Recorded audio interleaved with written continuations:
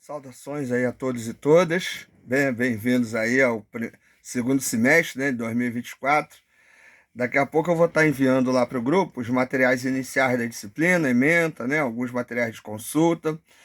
Nessa disciplina nós vamos estar estudando Apocalipse e interpretações contemporâneas do tema. É um tema muito rico, né, um tema que possui bastante material, né, existem bastantes perspectivas aí em relação a isso, né? A maioria das pessoas acredita que o livro de Apocalipse vai falar sobre o fim do mundo, né? Criam diversas teorias aí sobre isso.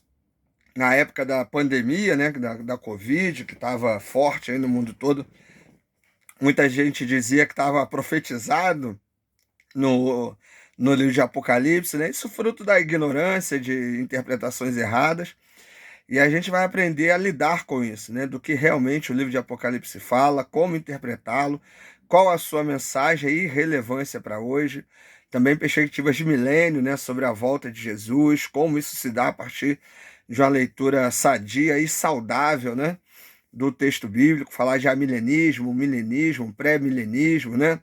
Se o diabo vai ficar preso ou não 1000 anos, que diabo é esse, né? Que o texto fala, afinal de contas.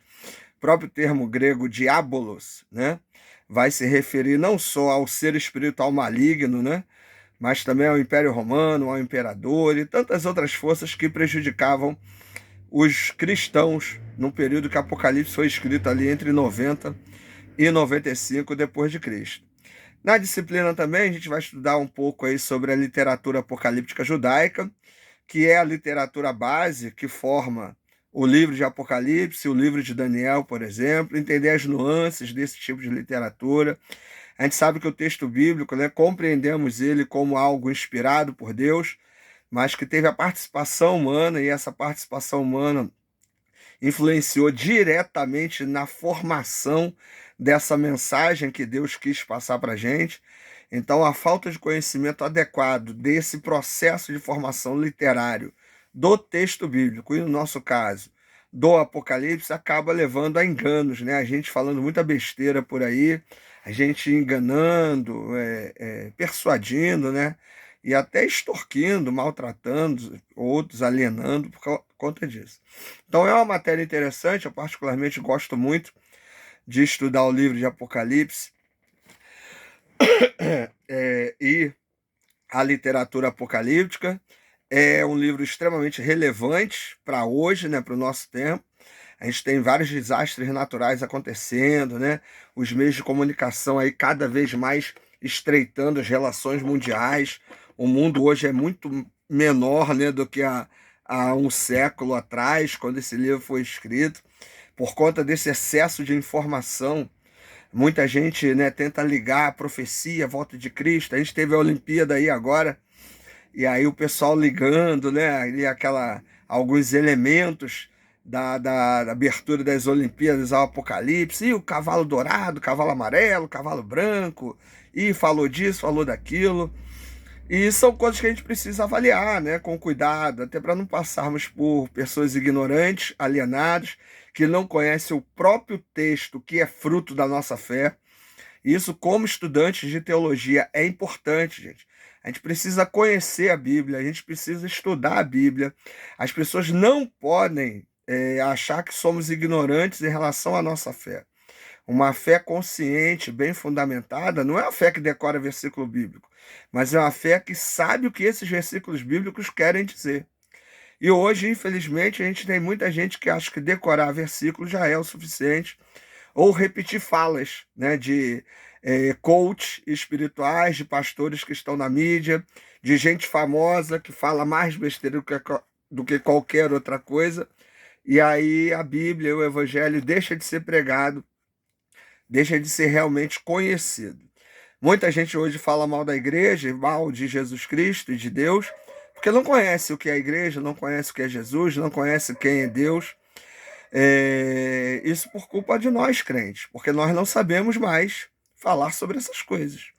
E ao estudar o Apocalipse, a gente relembra, né, fundamentos básicos da fé cristã, né, da esperança, perseverança que que permeia o caminho do cristão, muito mais do que essa besteirada de teologia da prosperidade, mas a esperança fundamentada num Deus que está conosco na pobreza, na riqueza, na doença, na saúde, um Deus que nos ajuda a lidar e a superar obstáculos, mas não um Deus que faz de nós super-homens e super-mulheres, mas pessoas conscientes de seu chamado.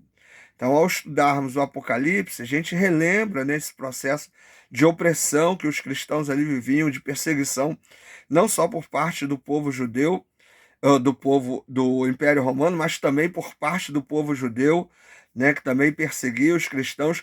Cristãos, gente que acreditava em Jesus também, mas que queria se manter nas velhas tradições. E cristãos que, por conta do medo, por causa da ansiedade, da preocupação com o amanhã, né, adoravam ao imperador e, ao mesmo tempo, iam à igreja, né, e cometiam esse tipo de perversidade, algo que é comum hoje, né? Porque a gente vê tanta gente que se diz cristão, mas fica pulando de galho em galho, de religião em religião, né? Uma hora crendo uma coisa, outra hora crendo outra coisa. Então, o Apocalipse ele está cheio de temas que, apesar de ter sido escrito no primeiro século, no finalzinho do primeiro século, ele é relevante para nós hoje. Agora, para isso, é importante saber o que esse texto realmente diz. E espero podermos aí nos divertir, nos alegrar, né, nesse nosso novo desafio, nessa nova disciplina, e que diante disso possamos compreender cada vez mais qual é a mensagem do texto bíblico para nós, qual é a mensagem divina, né, que está escrita nesses livros, e entender até que ponto a participação do homem influenciou ou não a compreensão dessa mensagem. Então, que possamos começar a disciplina de coração e mentes abertos, né, e com vontade de questionar. Sempre digo que o movimento estudo, que o movimento mundo é o questionamento.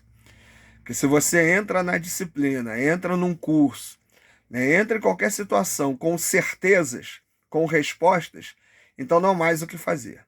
Mas se nós perguntamos e estamos cada vez mais questionando, duvidando, isso nos faz movimentar, isso nos faz ir para frente. O questionamento e a dúvida é o que nos faz movimentar. No estudo da teologia, o questionamento é fundamental para que nós possamos acrescentar conhecimento, para que nós possamos fortalecer nossas bases, né, e também estar com o coração e a mente aberta para aquilo que é novo. Então, acredito que vai ser legal, e é isso aí. Sejam bem-vindos e até o nosso próximo encontro.